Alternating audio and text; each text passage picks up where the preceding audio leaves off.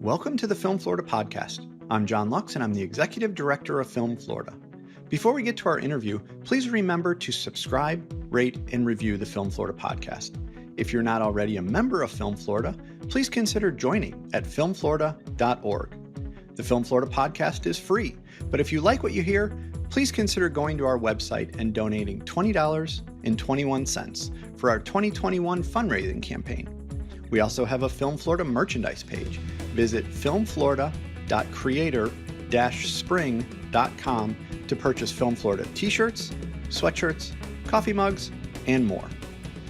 Paul Sirmons has been an industry professional for more than 40 years, including being a member of the Directors Guild of America for over 30 years. He's worked on some iconic television series in the 1980s and 90s before turning his attention to independent feature films with a focus on family and faith-based projects. In the middle of his career, he was Florida's State Film Commissioner.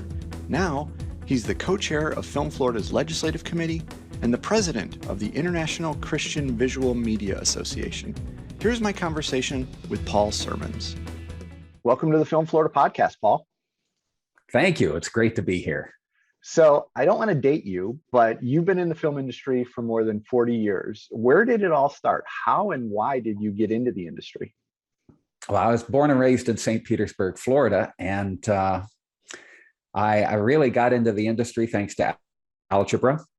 That's probably makes no sense, but I was at St. Pete Junior College, and I was taking a night class in algebra, and I was failing it miserably, and I couldn't tell my parents. So when I would drive out to class, instead of going to class, knowing I was going to drop it, I would drive past the college, and there was a drive-in theater just past it. And I was taking at the time a film course, kind of a film studies course at college, which was intriguing me a bit. And so I would go to this drive-in and just sit there and watch whatever B movie was on. It happened to be Westworld at the time. Okay. And I started watching it, and because they play the same movie for a week or two, I had the class like 2 nights a week. So I was seeing the movie 2 or 3 times. So I started writing notes about the movie, how they made it. And I actually sat down, took a notebook, and tried to write every shot in the movie, watching, oh, this close up, this, to try to understand how it was made. And in doing that, I started seeing how movies were put together, and it intrigued me. And that kind of hooked me into it. When I graduated from the University of Florida, I went out to LA to get in the business because it didn't snow there. We had no business in Florida in 1976, really. So I went out to LA and worked my way into the Directors Guild. Best job I had, I did a lot of like extra work, non-union work, as an AD, and got in the Directors Guild as a second assistant director. But the best job I got was as a secretary in the prop department at CBS Studio Center in LA.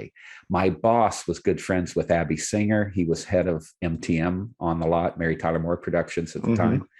And Eddie Denault was head of the lot. He would go to Lorimar after that and be head of production there. And my boss was friends with both of them, and they both saw how hard I was working for him. And when I got in the Directors Guild, Abby Singer called and said, hey, you want to be an AD on a little pilot I've got? And did a pilot called Every Stray Dog and Kid. And right after that, Eddie Denault called and said, hey, you want to do the Waltons? Well, and I wanted to talk about the Waltons. So that was your first major credit on a TV series. And you were the second assistant director for 24 episodes. How did you mentioned how you got the job, but what was that process like? And what was that whole experience like that kind of set the stage for the rest of your career? You never know. And this is what I try to emphasize to people. They all want to walk in and get a job like on the Waltons or on a show. Sure. But it was really being a secretary at that one job, working for that guy and doing a good job for him, not having no idea that would ever pay off, not knowing where it would go. But those higher ups knowing my boss and seeing the job I was doing for him. And it was them going, you know what, we need somebody like you in the business. Because this is what I tell people, it's a small industry. Okay. There are not a lot of jobs. Right. I can walk on a movie set almost anywhere in America, and I've probably worked with at least one person on the set. It's amazing how that works. There aren't a lot of us. So if you want to get into the business, you have to be passionate about it. You have to be somebody either extremely talented, or more importantly, you have to be somebody they want to work with for 14, 16 hours a day, maybe 6 days a week. Right. You know, if you are all of those things, all the better. I'm not perhaps the most talented person, but I'm a hard worker, and I hope I'm fun to be around for that many hours. You can trust me. I'm not going to stab you in the back. I'm a good coworker. And then further into the 1980s, you've moved up into first assistant director on some memorable series like Falcon Crest, Our House, and Quantum Leap. And then moving into the 90s, you worked on Key West and Sequest 2032. Talk about any of those series if you want, but just in general, what was it like working in episodic television in the 1980s and 90s? Actually, it was great because back then series were actually, you'd shoot for 9 months. So if you got on a show, you were working for, all 9 months, and then you would have 3 months off. You could either do a TV movie, a pilot, a regular movie, or you could just take a 3-month vacation, because you made enough money in those 9 months to do that. So it was really, now TV series are, might be 7 episodes or 13 episodes and they call it a series, but back then it was a full year. And it was the great thing for me as an assistant director is every episode pretty much brings in a different director. So a first AD, there are 2 first assistant directors on a TV series, and they alternate. So one preps while the other shoots. And then when the other is prepping, that one shoots. And you kind of leapfrog each other. So you'll be the AD for episodes, first AD for episodes 1, 3, 5, 7, 9. The other will be 2, 4, 6, 8, 10, that sort of thing. And so you work with a lot of different directors. You know more about the show because you're on the show all the time. The director comes in and might do 1 episode, maybe they'll do 2, and then they'll go off and do other shows. Right. But what that does for me is it opened me up to a lot of different types of directors, a lot of different styles of directing. So you learn from everyone, what's important to them, different little tricks, that sort of thing that they use. I remember Reza Badi, dear friend of mine, director, a mentor of mine, but over the years, he did a lot of Falcon Crest. But I remember we had a scene where we had a car accident and the car had to hit this car. And I said, well, how are we going to do that? And he said, oh, it's easy. He said, we just put the car right up against the other car, and we put against the camera, and we back it away. And then we flip the film. This was back when we were shooting 35 millimeter film. We flip the film and it'll look like it's coming in full speed and hitting the car. And it worked brilliantly, and it's just little things like that. You go, wow, that's so cool. That is pretty cool. And then after that, you worked on a number of projects, but I want to, kind of fast forward in our timeline to 2005, when you were named Florida's State Film Commissioner by then Governor Jeb Bush. How did that all come to be? How did the governor land on you to be one of his film commissioners? Well, it's interesting. I actually, I had been in LA, but I moved back to Florida when they opened the studios at Universal and Disney.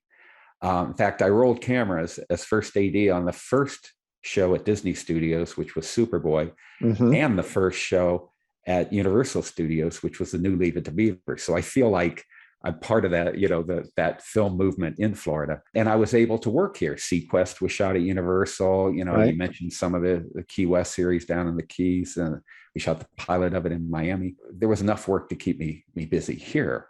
But incentives had kicked off in other states. And Florida tried to pass an incentive in 2004, actually did pass one. Jeb Bush was governor then. He believed in it, believed in the industry. But what they passed was written by people that didn't know our industry. I mean, you could not cross fiscal year lines with it. We had just been hit in 2004 by 4 hurricanes. So no productions were coming to Florida. Now, I reached out and said, well, to some of the companies, I said, well, why aren't you coming to Florida? I said, it's not hurricane season. They said, well, the cost of insurance, production insurance, has gone up dramatically for hurricane season. And hurricane season is June 1st to November 30th. That's a big chunk of the year. If they're not, if they can't shoot then, you're limiting your year, basically to December to May. That's not enough to have a film industry, Right. The original bill did not allow for that, So I saw an article and it listed some of the people that had applied for the State Film Commission job, and none of them had really worked in the industry a lot, certainly not in production. So I felt like I had a better understanding of what it would take to get an incentive passed or get it written at least, and also how to get industry back to Florida. I wanted to give back to my fellow filmmakers in Florida who had worked so hard on some of the little films I had made. The first movie I made was The 1st of May in 1997, and it was just a $500,000 35 millimeter film, but it starred Julie Harris and Mickey Rooney and Charles Nelson Riley, and it was a heartfelt family film, but I had Steve Campbell as the DP and some of the great, Ralph Clementi at Valencia. We had just great people working on it top to bottom, and they were all doing it for much reduced rates. And so to try to get the industry back to Florida was something I could give back to those guys, So I threw my hat in the ring, had never met Jeb Bush, never been in politics, went through the interviews and kept making the cut. It started with a lot of people and then lesser people. And the final three was one of the final three to interview with Jeb himself. And in that meeting, he asked me what I wanted to do. And I told him, kind of bullet points. And he said, wow, he said, that sounds good. He said, we'll be in touch. And a week later, he called and said, hey, can you be up here tomorrow? I laughed. I said, can you give me a few days? I live in Orlando. I can't just live in Tallahassee the next day. And he laughed. He said, fine. And that was it. I was up there. And then 2005 was a very different time in the film and television industry, not just in Florida, but all over the world. When you got the job as the state film commissioner, what were you tasked with? I mean, you mentioned kind of the incentive. Was that your top goal, or were there other things that you had as initiatives? Well, there were other things, but really, if you don't have people working in your state, you don't have an industry. So the number one thing was, at that time, of course, Canada started the incentives wars. They put out a lot of, and then states started picking it up. New Mexico and Louisiana were two early ones. North Carolina was an early one, right? And at that time, those were the ones that were. And Louisiana was kicking everybody's butt. They were pulling in all the production, and so it seemed to me we had to have an incentive just to level the playing field. You have to remember, Florida was the number 3 state in America for film production after New York and LA when there were no incentives. The minute incentives came on, and we weren't offering one, but those other states moved ahead of us. We're facing that today with Georgia, obviously. Mm-hmm. But back then it was more Louisiana. And so that was the big thing, was to try to get an incentive that worked, a conservative incentive. We don't have to offer what other states offer, because people want to come to Florida. They want to film in Florida. They want to film in Miami or the Keys or Tampa, St. Pete or Orlando or Jacksonville. Or the Panhandle. There are a lot of reasons for them to come here. They want to bring their families when they film, to go to Disney World or whatever, or the beaches. And there are great attractors to the state that will bring production here. But if you're being offered a ton of money somewhere else, they're going to go somewhere else. Right. So we don't have to match that money. We just have to give them just enough as a lure to get them to bring all of their money into the state and spend it here and hire people and use our businesses. And what other, major initiatives did you have with the governor at that time? Well, the other things were, we did a hurricane production plan. I mentioned the 4 hurricanes. Yep. So we have members in Film Florida that are production insurance providers.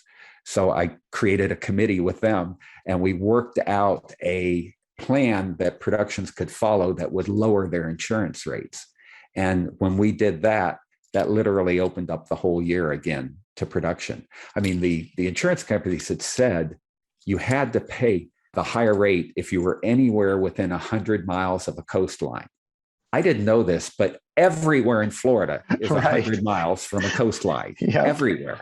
However, in Louisiana, New Orleans was where all the work was, people weren't filming there because of the high cost of insurance. So it all moved up to what's that town? Shreveport. Shreveport, all moved up to Shreveport. Why to Shreveport? Because it was 102 miles from the coast. Right. So all the production went there. And so they and they could get the lower rates without doing anything special. We had to do something special. So we set up, we also created a green production plan for movies so they would reduce their ecological impact on the state, environmental impact on the state, which was very popular. And just tried to get the state film commissions working even closer together. And all of the state film commissions could put in their photos into this one site, photos of their locations online that the state of Florida paid for and ran. So it didn't cost our local film commissions anything, but they were able to benefit from it. Sure. And they're accessible to all the producers around the country. And that's what I was trying to do at the state, is be able to serve all the local film commissions, even the small ones that are in remote areas, so they could attract production to their area. Because you don't have to attract a $100 million movie to have a good economic impact. You can bring one commercial and have a huge economic impact. Exactly. And then after you left the State Film Commission position in 2008, you went back working in the industry, but it seems like you were doing more independent films than, maybe traditional television or features. Why was that? I was doing a TV series as a first AD down in Miami, and it was just kind of trashy, and I wouldn't want my kids to watch it. And I just wanted to do something that my kids would be proud of. And so I said, I'm not going to be an AD anymore until I make my own movie. And I partnered with Gary Rogers up in DeLand, another AD who wanted to write. I wanted to direct. We found a book, optioned it by a Florida author, optioned it, and we made the 1st of May. We met with Ralph Clementi at Valencia, brought his program into it. We shot this lovely film. It ended up winning 13 film festival awards. And at it's about a foster child who befriends an old lady in a retirement home. At 2 different film festivals, we had couples come up afterwards and say they were considering adopting a child. And after watching the movie, they had decided to do it. Wow. Now, that's not why we made the movie. We made the movie just for our kids and to entertain people, And that's when God kind of hit me right in the heart. And I realized, oh, wow, there is a power to what we do as filmmakers, And from that point on, it was like, okay, I need to pay more attention to what I'm making. And so that's what I've done really from that time on. And yes, I've been doing, as a result, I do smaller independent films. I do faith-based films. I do family films. The last 2 movies I did were for the Chickasaw Nation in Oklahoma, dramatic movies from their history, from their point of view. And I'm very happy to say that Montfort, the Chickasaw Rancher, will premiere on Netflix in November. Oh, that's cool. So that's very exciting. And Netflix also picked up the other movie I produced for them, Teata, about their storyteller from the early 1900s.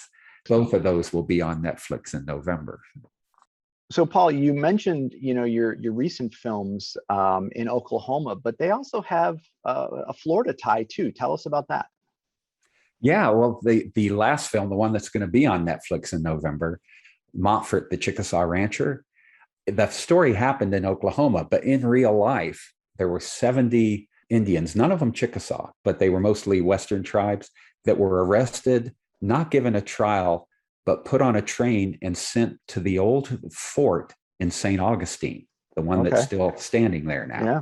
And they were in prison there. And Montfort, we assume that he must have had a friend as one of them, because he had never left Oklahoma. And he actually traveled from Oklahoma down to Florida to try to get them released. We don't know for sure whether he was successful, but shortly after he was there, they were released. A number of them were released. So we think he was successful. There's not a lot of history. There's not real history on it we could find. So we dramatize some of that, of course, because that's what we do in movies. Mm-hmm. In putting the show together, I told the Chickasaw, I said, that fort is still there. And we have nothing in Oklahoma that looks like that. They said, well, can we go look at it? So we went down and scouted it. They absolutely loved it. It was like a religious experience to be there. I mean, there is a picture of those 70 Indians, original photo, sitting on the stairs at the fort. And when you walk into the fort and turn to the right, there are the stairs that they were sitting on. I mean, still there, looking exactly the same. And it just gives you chills, you know. So they said, yes, we want to shoot here. When we finished shooting there, not to make it a long story, but we took the 50 of the Valencia students and their trucks and equipment to Oklahoma to help make that movie. So the students all got to work on the film there. So when they were driving the trucks back, we stopped in St. Augustine for 2 days or 3 days, and we shot in the fort. And we also did a little scene at the beach. Wow, because nice. we figured he would have to go to the beach to see the ocean if you're from Oklahoma and had never seen it. You know, it's a great scene, but the scenes in the fort look fantastic. You know, it rained for both days we were here. Doggone it. I mean, we were flooded out practically, but we still got some great footage. And we used a lot of Florida workers too for those 3 days. So it worked out really good. And you'll see it. You watch it in November, Netflix, Montfort, the Chickasaw Rancher, and you'll see St. Augustine's Fort. You'll see Florida shown off in it. Excellent. And you've also, I mean, you've mentioned, you know, Ralph Clemente a little bit, and you've been very involved with various educational institutions in Florida, but I want to focus on your work with Film Florida legend Ralph Clemente. Talk about your relationship with Ralph and Valencia College over the years. Oh, yeah. I remember my first meeting with Ralph was to pitch, and had not met him, was to pitch the 1st of May and try to get his film program on board. And I remember going and telling him the story. It's about this, you know, this old lady in a retirement home and this foster child, and they befriend each other, and they went away and joined the circus. And he went, wait, the circus? My first girlfriend was in the circus. I love it already. And he was hooked. And when he found Julie Harris, he adored her, you know, the actress, and Mickey Rooney. He was just caught up in it. Ralph had he passed away a few years ago, but I got to tell you, he had a passion for filmmaking and teaching like nobody. You know, you just couldn't help but get excited around him, the way he talked about it. He could talk about any little film. You know, he loved watching films. You know, he'd bring his students, you know, every Friday they'd watch a movie, and he'd sit in there with them and they'd talk about the film and all. Just incredible guy. And of course, Valencia College has a full production kit, 2 trucks full of grip and electric equipment, a tow plant generator, cameras, all the lights and everything you need, everything that you would use, everything I was using in LA on a TV series, he had to basically use as a carrot on a stick to get independent filmmakers to bring their movies in to shoot using his students in the program, you know. Right. And up to the point I walked in, he had always said, no, we want only our students working on it. And I said, well, no, I want keys to be professionals in every department, but the students can work under them. Like I wanted a key gaffer and a professional gaffer, a professional best boy, professional key grip, a professional dolly grip, but the other grips and electricians could be the students under him. And he was a little unsure, but he agreed to it because he liked the movie. At the end of the 1st of May, if you go look at the credits, more of the students that worked on that are working in the industry today than just about any other film that's been shot through the program, because those kids got relationships with the professionals. Right. So when they graduated, they not only had a credit as a gaffer, electrician, or script supervisor, or whatever, they also had a relationship with a professional in the industry that could hire them, you know, and that's what happened. And now, for the sake of full disclosure, you know, we've drafted you onto the Film Florida team. You've been with us a long time, and now you're currently the co-chair of the Film Florida Legislative Committee. And it's obviously no secret that Florida is the only state in the Southeast and one of just 16 states in America without a statewide program to attract more film and television production to the state. As the co-chair of the Legislative Committee, what are your goals for a possible new program in Florida? Well, we face a tough political climate today, to get some sort of program that will encourage productions to come here instead of going to Georgia where they get 25 to 30% back on everything they spend there, even out of state stuff, Right. We're working with the Senate and the House to create a program that for every dollar the state puts into it, the state itself gets more than a dollar back. So that's called revenue neutral. It doesn't cost the state anything. And yet that money they put into it will bring the productions into the state. So that's probably the biggest change from before, is where it will make it the most fiscally conservative program in the country. People won't like it because it doesn't offer what Georgia offers or what other states offer, but it will be enough to get productions that want to shoot in Florida to come to Florida, and that's the key. Once we get those shows here, we'll see the economic impact. With Film Florida, you've got all the statistics to show just how much, how beneficial of a big production, something like HBO Bloodline or something like that, how much they spend in Florida. You have tourism benefits too, the Clearwater Aquarium from Dolphin Tale movies, Seaside up in the Panhandle, just another resort town basically years ago. And then Truman Show comes in and picks it as a location, and people still, those houses are worth more money than places just like it up and down the coast. Why? Because the Truman Show shot there, and tourists still flock to that area to see it. It's our own little field of dreams up there. Right. And as you mentioned, I mean, one of the things I am consistently having conversations when people reach out to me and say, we need to have the same program as Georgia. We need to do the same thing as Georgia. And my response to them is, number one, as you mentioned, we don't have to, because we have other things to offer other than Georgia. But then the second part is that you can have the biggest, best program in the country, but if the legislature doesn't like it and it fails to meet the prerequisites that they require, then your program's not going to go anywhere anyway. So it's that kind of balancing act that you've taught all of us so well, of having something that works for the industry, but also something that is realistically passable with the legislature. Exactly. You've got to find that middle ground. And personally, I don't think states should be allowed to have incentives of any kind. I think it's just not right. Every state should focus on what it's good at, and provide that service to benefit the other states.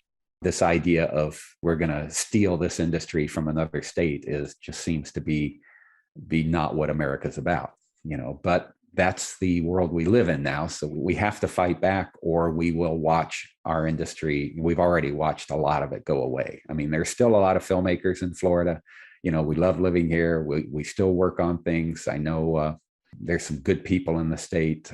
Wayne Morris doing a series in Orlando, but there isn't enough to really sustain the industry in Florida and provide the benefits, that our industry can provide, and all the ancillary benefits.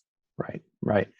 And as one of our colleagues, Susan Sims, always says, you must be present to win. And right now, we're not competing, we're not present with those other states. And that's why we appreciate your input and your help so much to try and get this where we want to be. And Paul, you're involved with the International Christian Visual Media Association, ICVM. Tell us about the organization and what your role is with them. Yeah, I am a Christian and a Christian filmmaker as well. Haven't always been, as I said, God kind of got my heart the hard way through making a film and seeing just what it could do, but I realized that Jesus was a storyteller, and it's amazing. He told a story, it doesn't have to be a big movie. Jesus told stories to 12 guys. And today those stories are being read by 1.5 billion people around the world. So you don't have to make a $200 million movie to be a blockbuster. So you just have to tell a good story and let it really resonate with truth in it, So ICVM, I'm president of actually now for the next year. And we're a support group for Christian filmmakers and distributors, around the world. It's an international group. We do a conference once a year which is the Storytellers Conference. That's coming up in November 10th to 13th in Orlando, Florida, which is quite exciting for me to have something here in the state. And we also do the 49th annual Crown Awards. And the Crown Awards honor the best in indie Christian cinema and have for 49 years. At that rate, we are the granddaddy of Christian film events. It's not a film festival, but it's an award show. We have 16 categories of films that we honor. We also honor people at our last award ceremony. We gave our Legend Award to Pat Boone, and our Legacy Award that honors the best movie to The Cross and the Switchblade, which was a 70s film that really broke new ground for Christian cinema. It's still timely today in terms of the Hispanic gang and the African American gang in the film, and at each other, and this one guy steps in the middle and tries to stop it and just about gets killed. But based on a true story, David Wilkerson's story. So. And you mentioned that the conference is November 10 through 13 in Orlando. And how can people find out more about the conference if they're interested in attending? Yeah, if they're interested, they can go to ICVM.com, not the ballistic missile, not BM. It's International Christian Visual Media Association, ICVM.com. That'll have information. It'll have the 2021 Storytellers Conference page. You can go to sign up there. It's going to be at the Rosen Center Hotel on iDrive in Orlando. So it's right next to the convention center and near Universal and Disney and SeaWorld. So people can come from out of town and enjoy the whole thing. It's a 4-day conference. David Yates, the producer of the Dolphin Tale movies, will be a keynote speaker at it. Cindy Bond, who produced I Can Only Imagine and a number of Hallmark movies and just tons of great stuff. She is a big time producer and distributor, and she will be speaking as well at it. And we've got some other speakers that we are not announcing quite yet, but we will be soon. So lots of seminars, speakers.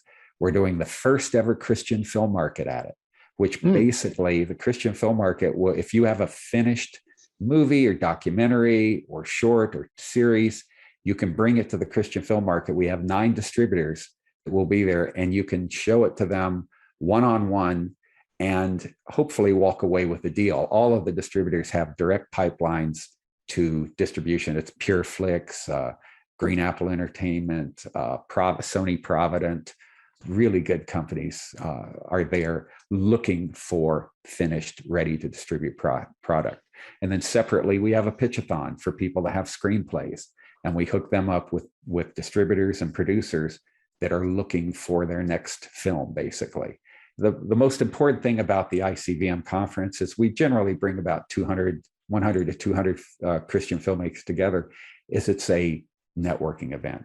We learn about each other. We worship together. We talk together. We dine together. The price includes all your lunches and all your dinners, because we want everybody together all the time, or as much of the time as we can, so we can learn about each other. And it's all about that. And then they go out and they're empowered with new relationships to make better movies. And that's the purpose of ICVM. Sounds like a great opportunity for filmmakers. It really is. I hope they take advantage of it. You don't even have to be a Christian. I think you want to learn about filmmaking. It's a good place to be anyway. But if you have a Christian heart at all, this is the place to be. Paul, thanks for fitting us into your schedule. Obviously, thank you for everything you've done for Florida's film and television industry. And thank you so much for everything you continue to do to help us get back where we all want Florida to be in the industry. Oh, thank you. It's great to be a part of it. I love the old timers like me that are out there, and I love helping and watching the new ones coming up to take over in the industry. I tell you, I just want to tell all those younger ones, if you've got the passion to be in the business, you can be in the business. Thanks for listening to the Film Florida podcast. For more information about Film Florida, go to filmflorida.org or visit our social media pages on Facebook, Twitter, Instagram, and LinkedIn. If you're not already a member, please consider joining at filmflorida.org. If you like what you hear on the podcast, please consider going to our website and donating $20.21 for our 2021 fundraising campaign. Check out the Film Florida merchandise at filmflorida.creator- spring.com. And please remember to subscribe, rate, and review the podcast.